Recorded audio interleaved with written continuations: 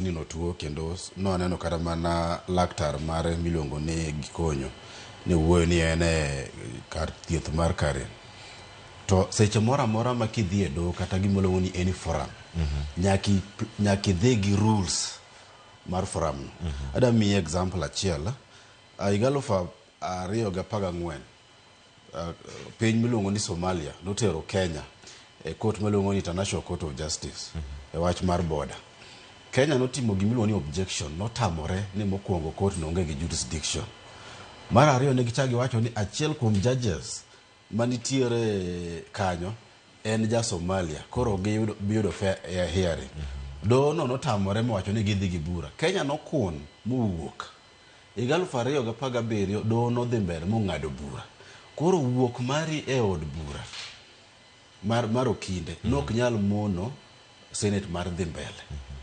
Ne gitimo makosa mar wuok. Gimano onego bed ni gitimo no onego bed ni gidhi adhia mbele, gi play by the rules. Ok nyalo wacho ni dhi forum mora mora tidwa ni dwachi ema nyaka tim.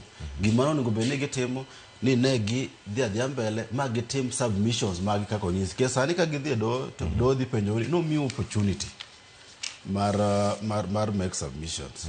To une manu tamoru Wuok winjo.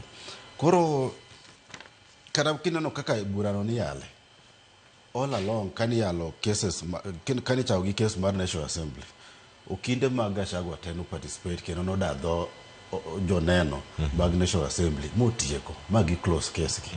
Koro ko biro marge to koro gene gi chuno ni nyaka owinjigi mana kaka gidwaro. Mi neno karaga okila chiel Paul Mwite ne wacho ni en gino odwano chore nyaka tich ariyo. Koro in kichore tich ariyo to wan gi ndalo 10 takre tarik 9 mano tim gazettement kaka katiba wacho. Tene ni ndalo 10 ne rumo ngeso makiny. Koro ndalo 10 ka rumo ngeso makiny tini dwano time tich ariyo tene dhi kelo gimoluongo ni constitutional crisis. En ndalo 10 mar timo nonro koso ndalo 10 chenro gi duto mag thicho oko. En ndalo 10 mar thicho oko te chenro te mar thicho oko mowach ni obedo impeached en ndalo 10. Aya, erokamano ahinya. Adani wakaw ane sigana moro achiel ka en koduogo odhi bedo gi thuolo mar bedo gi wakili Joshua Nyamori bende ka ntiere kar ka. Walter Nyabagano leronwa ne